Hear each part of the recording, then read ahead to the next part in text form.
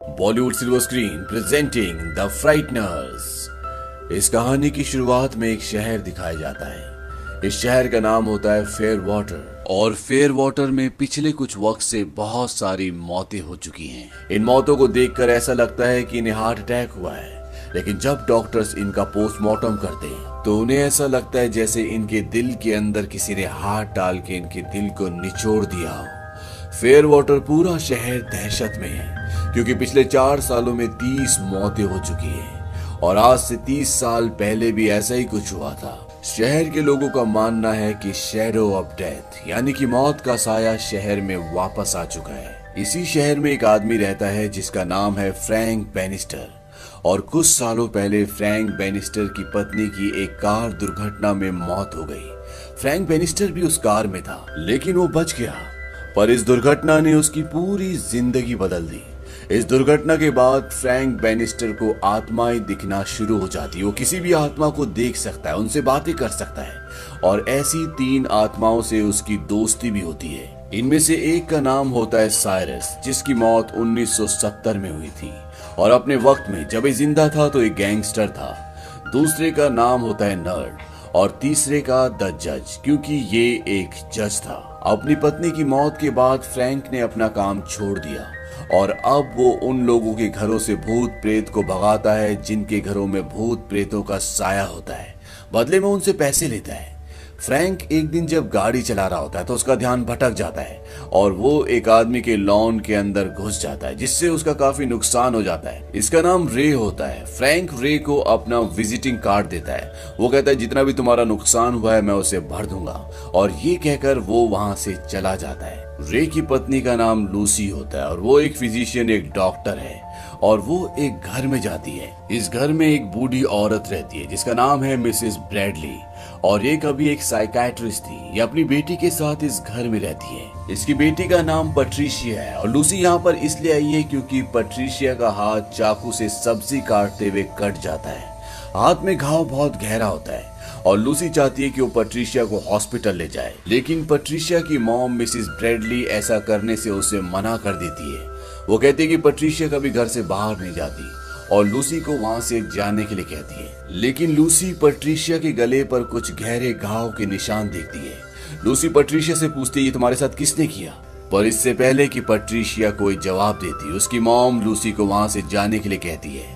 Lucy वापस अपने घर पर आ जाती है जहाँ पर उसका पति रे है और जब रे और लूसी घर पर होते हैं तभी उनके घर में अजीब अजीब चीजें होना शुरू हो जाती है। लूसी जिस बेड के ऊपर बैठी होती है वो हवा में उड़ना शुरू हो जाता है और घर की सारी चीजें हिलना शुरू हो जाती है। लूसी समझ जाती है कि उनके घर में कोई साया है, कोई भूत है और वो फ्रैंक को कॉल करती है। फ्रैंक वहां पर आ जाता है। फ्रैंक कहता है कि आज तक मैंने जितने भी केस देखे ये उसमें सबसे खतरनाक है, लेकिन मैं इसे हैंडल कर लूंगा और मेरी फीस होगी $400, पर तुम्हें पैसे देने की जरूरत नहीं है। आज सुबह मेरी गाड़ी से जो तुम्हारे लॉन का नुकसान हुआ था ये काम मैं उस नुकसान के बदले कर दूंगा, और फ्रैंक उनका काम कर देता है। फ्रैंक कहता है कि मैंने तुम्हारे घर से भूतों को भगा दिया है, और जब वो लूसी के पति रे से बात कर रहा होता है तभी उसे रे के फोरहेड पर एक नंबर दिखता है और ये नंबर होता है 37।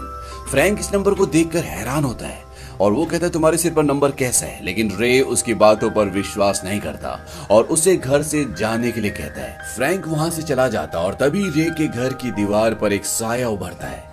वहीं दूसरी तरफ ये दिखाया जाता है कि फ्रैंक ने जानबूझकर रे के घर पर उन आत्माओं को भेजा था जो उसकी दोस्त हैं, ताकि वो रे को डराएं और जब रे फ्रैंक को बुलाएं तो वो उसके इस काम के बदले में उसका वो नुकसान ना भरे जो उसने सुबह उसके घर पर किया था। अब अगले दिन जब फ्रैंक सड़क पर चल रहा होता है तो तभी वो देखता है कि सामने से रे उसकी तरफ भागता हुआ आ रहा है, लेकिन ये रे नहीं होता बल्कि उसकी आत्मा होती है। वो फ्रैंक से टकराता है, ये दोनों गिर जाते हैं और रे उसे बोलता है कि मुझे बचा लो, वो लोग मुझे दफनाने वाले हैं। फ्रैंक रे को बोलता है कि तुम मर चुके हो, अब मैं कुछ नहीं कर सकता। इसके बाद ये दोनों उस जगह जाते हैं जहां पर रे को दफनाया जा रहा होता है और वहां पर रे की पत्नी लूसी फ्रैंक से कहती है कि पूरी दुनिया तुम्हें ढोंगी कहती है, लेकिन मुझे तुम पर विश्वास है, क्या तुम रे को देख सकते हो? फ्रैंक कहता है कि हाँ। और अब लूसी और फ्रैंक एक रेस्टोरेंट में मिलते हैं। वहां पर लूसी फ्रैंक से कहती है क्या तुम रे की आत्मा से पूछ सकते हो कि उसने मेरे $15,000 कहां पर इन्वेस्ट किए? रे की आत्मा फ्रैंक को बताती है कि वो उसने एक गलत इन्वेस्टमेंट में गवा दिए। फ्रैंक ये बात लूसी को बताता है। लूसी को इस बात से दुख होता है। लूसी फ्रैंक से कहती है कि मैं और रे कभी भी एक दूसरे के लिए ईमानदार नहीं थे, हमारी शादी कोई अच्छी शादी नहीं थी। और बातों ही बातों में फ्रैंक रे की पत्नी के हाथ के ऊपर हाथ रख देता है। इस बात से रे को गुस्सा आता है और वो वाइन का गिलास गिरा देता है, जिससे फ्रैंक के कपड़े खराब हो जाते हैं। और इसके बाद फ्रैंक वॉशरूम में जाता है और वहां पर उसे एक आदमी दिखता है और उसके फोरहेड पर भी उसे वैसा ही नंबर दिखता है जैसा उसे रे के फोरहेड पर दिखा था, और ये नंबर होता है 38, जबकि रे के फोरहेड पर उसे 37 दिखा था। और अब फ्रैंक समझ जाता है यहाँ पर कुछ ना कुछ गड़बड़ है। वो चारों तरफ ढूंढना शुरू करता है, यहाँ पर कोई आत्मा तो नहीं है। तभी मिरर से एक काला साया बाहर निकलता है और वो उस आदमी के दिल के अंदर हाथ डालकर उसके दिल को पूरी तरह से मसल देती है, जिस वजह से उस आदमी की मौत हो जाती है। फ्रैंक ये सब कुछ देख लेता है और तभी उस आदमी की आत्मा उसके शरीर से बाहर निकलती है और वहां पर रोशनी का एक दूसरी दुनिया का दरवाजा खुलता है और उसकी आत्मा उसके अंदर चली जाती है। इसके बाद फ्रैंक अपनी गाड़ी से उस साये का पीछा करता है, क्योंकि वो समझ चुका है कि इस शहर में जितनी भी मौतें हुई हैं वो इस साये की वजह से हुई है। लेकिन वो उस साये को पकड़ नहीं पाता, वो उससे दूर निकल जाता है। वहीं अब लूसी को पुलिस स्टेशन में बुलाया जाता है, क्योंकि पुलिस को पहले से फ्रैंक के ऊपर शक होता है। और वहां पर जहां पर अब ये आखिरी मौत हुई है वहां पर फ्रैंक भी लूसी के साथ था, इसीलिए वो लूसी से पूरी घटना के बारे में जानना चाहते हैं। यहाँ पर FBI का एक एजेंट भी आता है और वो लूसी को बताता है कि आज से 7 साल पहले जब फ्रैंक एक आर्किटेक्ट था, वो अपना घर बना रहा था, उसका उस दिन अपनी पत्नी से झगड़ा हुआ और इसके बाद ये दोनों गाड़ी से वहां से निकल गए और कुछ ही देर बाद इनकी गाड़ी का एक्सीडेंट हो गया, जिसमें फ्रैंक की पत्नी की मृत्यु हो गई। और जब हमें उसकी डेड बॉडी मिली तो उसके फोरहेड पर चाकू से 13 नंबर लिखा था। फ्रैंक हमेशा अपनी गाड़ी के पीछे एक यूटिलिटी नाइफ रखता था और वो नाइफ हमें कभी नहीं मिला। आज तक हम उसकी तलाश कर रहे हैं और जब हमें फ्रैंक मिला तो 2 घंटे बीत चुके थे और उसका ये कहना था कि उसे कुछ भी याद नहीं है। दूसरी तरफ फ्रैंक पूरी तरह से परेशान होता है और तभी उसे आसमान से एक रोशनी धरती की ओर आती हुई नजर आती है। ये वो रोशनी है जो आत्माओं को अपने साथ ले जाती है और फ्रैंक समझ जाता है कि वहां पर किसी की मौत हुई है और फ्रैंक उस तरफ जाता है और वो वहां पर देखता है कि एक जवान लड़के की मौत हो चुकी है और फ्रैंक समझ जाता है कि इसे भी उसी साये ने मारा है, जिसे यहाँ के लोग ग्रीम रीपर कहते हैं, क्योंकि फ्रैंक को वहां पर उस लड़के की आत्मा के फोरहेड पर नंबर 39 दिखता है, यानी कि आज तक वो साया 39 लोगों को मार चुका है।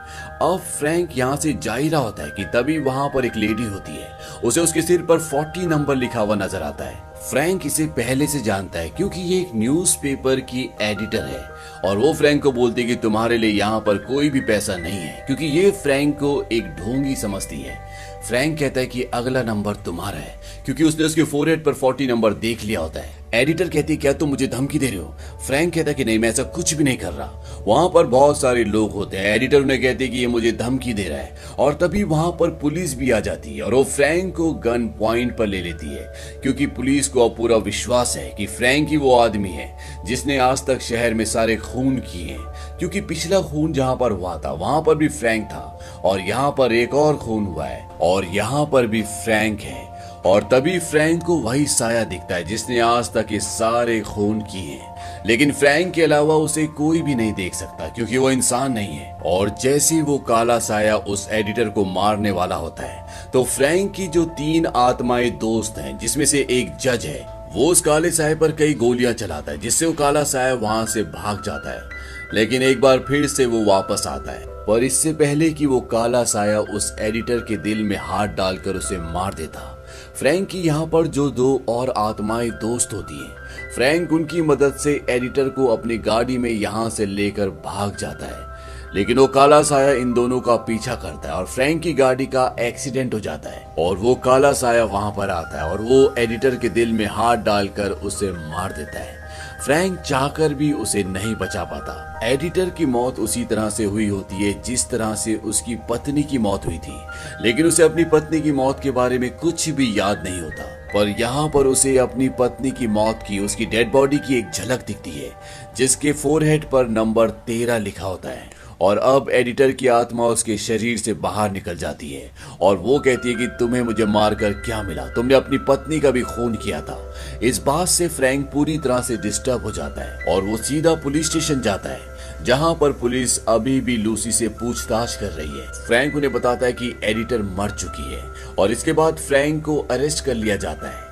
यहाँ पर जो FBI का एजेंट होता है वो फ्रैंक से पूछताछ करता है और फ्रैंक उसे बताता है कि एक काला साया है जिसने सब कुछ किया है। लेकिन FBI के एजेंट को लगता है कि फ्रैंक की दिमागी हालत खराब है, उसने खुद ये सारे खून किए हैं जिसके बारे में शायद उसे खुद भी नहीं पता। और वो फ्रैंक को भी इन बातों पर यकीन दिलाने की कोशिश करता है। वो उसे बताता है कि जिन भी सायों को, जिन आत्माओं को तुम देखते हो वो सिर्फ तुम्हारी एक कल्पना, एक भ्रम है।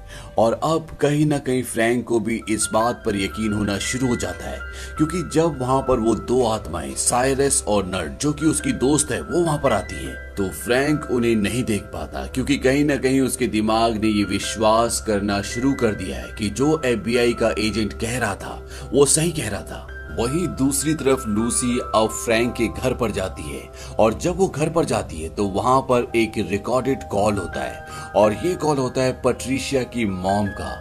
पैट्रिशिया वही लड़की है जिसने इस कहानी की शुरुआत में चाकू से अपना हाथ काट लिया था। और लूसी जब पैट्रिशिया की मॉम की कॉल सुनती है तो उसमें पैट्रिशिया की मॉम बोलती है कि मेरी बेटी शैतान के संपर्क में है और उसी ने उसे घर पर बुलाया है, मुझे आपकी मदद की जरूरत है। लूसी को लगता है कि पैट्रिशिया की मॉम की दिमागी हालत ठीक नहीं है, क्योंकि जब वो पैट्रिशिया के घर पर गई थी तो उसके गले पर कुछ निशान थे और लूसी को ऐसा लगता है कि ये निशान पैट्रिशिया की मॉम ने उसे दिए हैं। लूसी पैट्रिशिया के घर पर पहुंच जाती है। उसकी मॉम उस वक्त वहां पर नहीं होती। लूसी पैट्रिशिया से कहती है कि तुम्हारी मॉम को दिमागी बीमारी है, तुम्हें इस घर से बाहर निकलना होगा। लेकिन पैट्रिशिया इस घर से बाहर नहीं निकलना चाहती। वो लूसी से कहती है कि तुम नहीं समझोगी, और ये कहते हुए वो एक जार की तरफ देखती है। और जब लूसी उसे उठाने वाली होती है ये पूछने के लिए कि इसमें क्या है, पैट्रिशिया उससे पहले उसे उठा लेती है। वो कहती है कि इसमें मेरे पिता की अस्थियां हैं, उन्होंने मर्डर किया और उसके बाद अपनी खुद की जान ले ली, और मेरी मॉम ये सोचती है कि उनकी मौत की जिम्मेदार मैं हूँ, इसीलिए उनकी अस्थियां मुझे अपने कमरे में रखनी पड़ती हैं। अब पैट्रिशिया की मॉम घर पर वापस आ जाती है और पैट्रिशिया लूसी को एल्मीरा के अंदर छुपा देती है और लूसी को एल्मीरा के अंदर वो चाकू मिलता है जो फ्रैंक का होता है, जिससे फ्रैंक की मरी हुई पत्नी के सिर पर नंबर 13 लिखा गया था, जिसे पुलिस कई सालों से ढूंढ रही है। लूसी इस बात से हैरान हो जाती है और वो किसी तरह से घर से निकलकर सीधा फ्रैंक के पास जेल में जाती है। लेकिन फ्रैंक लूसी की किसी भी बात पर विश्वास नहीं करना चाहता। लूसी उसे विश्वास दिलाती है और फ्रैंक एक बार फिर से वापस अपनी नॉर्मल चेतना में आ जाता है। लेकिन तभी फ्रैंक देखता है कि लूसी के फोरहेड पर लिखा होता है 41, यानी कि उस काले साये का अगला शिकार अब लूसी है। और तभी वहां पर वो काला साया आता है।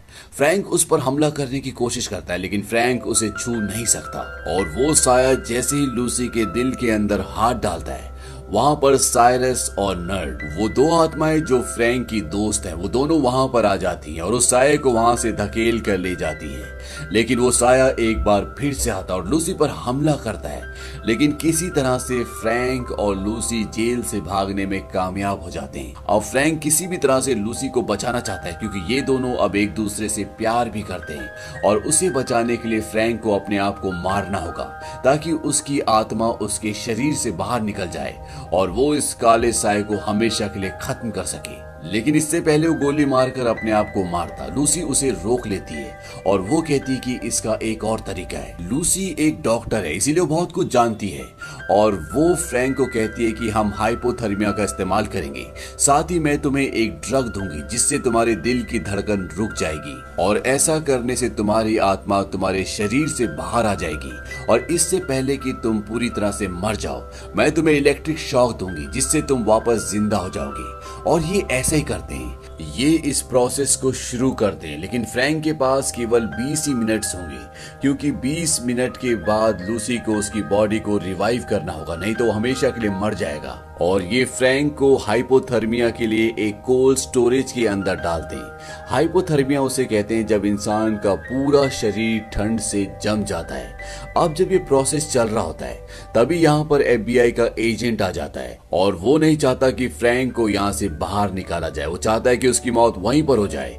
इसीलिए वो लूसी को अपने साथ गिरफ्तार करके ले जाता है। अब फ्रैंक की आत्मा जो उसके शरीर से निकल चुकी है वो यहाँ पर पहुंच जाती है और वो लूसी को यहाँ यहाँ से भगाकर ले जाना चाहता है, क्योंकि वो जानता है कि कभी भी यहाँ पर वो काला साया आ जाएगा। और वो काला साया यहाँ पर आ जाता है। फ्रैंक और उस साये के बीच में बहुत लड़ाई होती है और फ्रैंक उसे अपने काबू में कर लेता है। और फ्रैंक को पता चलता है कि इस काले साये का नाम, जिसकी ये आत्मा है, उसका नाम जॉनी बार्लेट है, जिसने सन 1964 में एक साइकेट्रिक हॉस्पिटल में 11 लोगों को मार दिया था।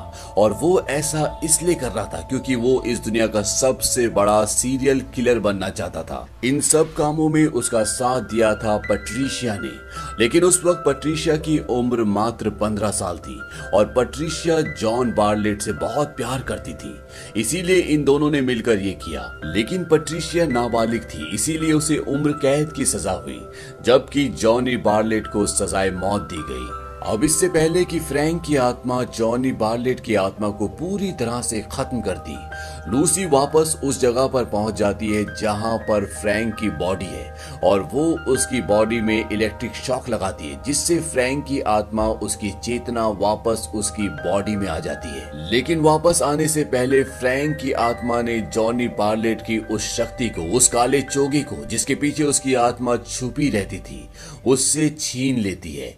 और अब जॉनी बार्लेट किसी के भी दिल में हाथ डालकर उसे नहीं मार सकता। फ्रैंक होश में आने के बाद लूसी को बताता है कि जॉनी बार्लेट वापस आ चुका है और वो दोबारा हत्याएं कर रहा है और तुम्हें किसी भी कीमत पर पैट्रिशिया को घर से बाहर निकालना होगा। लूसी सीधा पैट्रिशिया के घर पर जाती है और वो पैट्रिशिया को कहती है कि तुम्हें मेरे साथ चलना होगा, लेकिन पैट्रिशिया की मॉम मना कर देती है। वो कहती है कि ये कहीं नहीं जाएगी। लूसी पैट्रिशिया की मॉम को कहती है कि तुम फ्रैंक का चाकू अपनी अलमीरा में क्यों रखती हो। पैट्रिशिया की मॉम बोलती है कि तुम मेरे कमरे में गई थी और ऊपर चली जाती है और पैट्रिशिया भी उसके पीछे चली जाती है। कुछ ही देर बाद पैट्रिशिया वापस आती है और वो कहती है कि मॉम मान गई है, वो पुलिस के पास जाने के लिए तैयार है, वो कुछ ही देर में नीचे आने वाली है। और तभी यहाँ पर जॉनी बार्लेट की आत्मा आ जाती है, लेकिन अब वो लूसी का कुछ भी नहीं कर सकती। पर जॉनी बार्लेट की आत्मा आने के बाद यहाँ पर पैट्रिशिया का बिहेवियर चेंज हो जाता है और वो उससे बात करना, उसे महसूस करना शुरू कर देती है। और जॉनी बार्लेट उसे बोलता है कि हमें सबसे ज्यादा खून करने का रिकॉर्ड बनाना होगा, इसीलिए तुम्हें लूसी को मारना होगा। पैट्रिशिया लूसी को बोलती कि मैं अंदर से अपना कोट लेकर आती हूँ और जब वो अंदर जाती है तो वहां से एक चाकू उठाती है, क्योंकि वो अब लूसी को मारना चाहती है। इसी दौरान लूसी ऊपर जाती है और वो देखती है कि पैट्रिशिया की मॉम की हत्या हो चुकी है, क्योंकि पैट्रिशिया ने अपनी मॉम को मार दिया होता है। पैट्रिशिया ऊपर आ जाती है और वो लूसी पर हमला करती है, पर तब तक यहाँ पर फ्रैंक भी आ जाता है और अब पैट्रिशिया फ्रैंक और लूसी दोनों को मारना चाहती है। ये दोनों एक कमरे में चले जाते हैं और वहां पर जॉनी बार्लेट की आत्मा एक तस्वीर के जरिए लूसी को मारने की कोशिश करती है, लेकिन फ्रैंक उस तस्वीर को तोड़ देता है और जैसी वो तस्वीर को तोड़ता है, जॉनी बार्लेट की आत्मा उसी जार के अंदर चली जाती है जिसके अंदर पैट्रिशिया के पिता की अस्थियां हैं। और जैसी उसकी आत्मा अंदर जाती है, फ्रैंक ऊपर से ढक्कन बंद कर देता है, लेकिन जब फ्रैंक उस पर नाम पढ़ता है तो उस पर नाम होता है जॉनी बार्लेट का। यानी कि पैट्रिशिया ने लूसी को झूठ कहा था कि इसके अंदर उसके पिता की अस्थियां हैं। फ्रैंक कहता है कि हमें इसे किसी चर्च में ले जाना होगा। लूसी कहती है कि पास में एक हॉस्पिटल है जिसके अंदर एक चर्च भी है और ये वही हॉस्पिटल होता है जिसके अंदर जॉन बार्लेट ने 1964 में 11 लोगों को मार दिया था। अब ये उस हॉस्पिटल के अंदर पहुंच जाते हैं जो पूरी तरह से वीरान है, क्योंकि उस हादसे के बाद इस हॉस्पिटल को बंद कर दिया गया था। लेकिन यहाँ पहुंचने के बाद फ्रैंक को वो सारे विजन्स आते हैं जो उस घटना के होते हैं जो सन 1964 में यहाँ पर घटी थी।